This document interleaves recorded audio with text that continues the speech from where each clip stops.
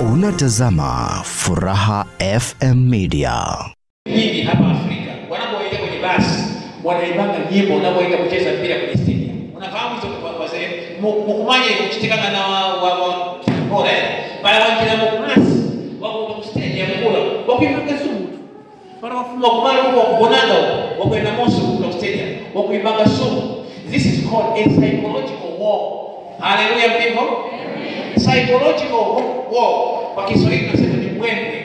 Mnafanya mwembe makusudi kama timu inaingia kwenye basi inaenda uwanja wa Mkapa, wanaimba nyimbo kama timu ya Yanga wanaimba nyimbo kule kwenye basi kuondoa wasiwasi. Sio hivyo?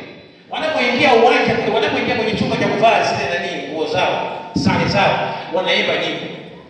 Azimaya mfano namu kuibanga sumu tukukulikana. Kuibanga sumu sila kufumisha kwenye kukawa kufumisha bali masumu yaliyose. Yesu ni mwene nyengo zose. Sumu sikulikitika. Sumu salikitika ni kumuongea nani? Chiuta. Hii mfanya vitu kachete. Sanga mwanawani uzamwimili chiuta. Wana wa Israeli wakamwimili chiuta kufumisha kawa, kufumisha jambo la Daura. So Jehoshaphat na wasilikali wake na ngoli wakawachoka akuti wakiimba sumu ama watakuponya. Basi kwa utilia na mtauko ukiwa yakuti mkondo ila wakaiumina. Haleluya.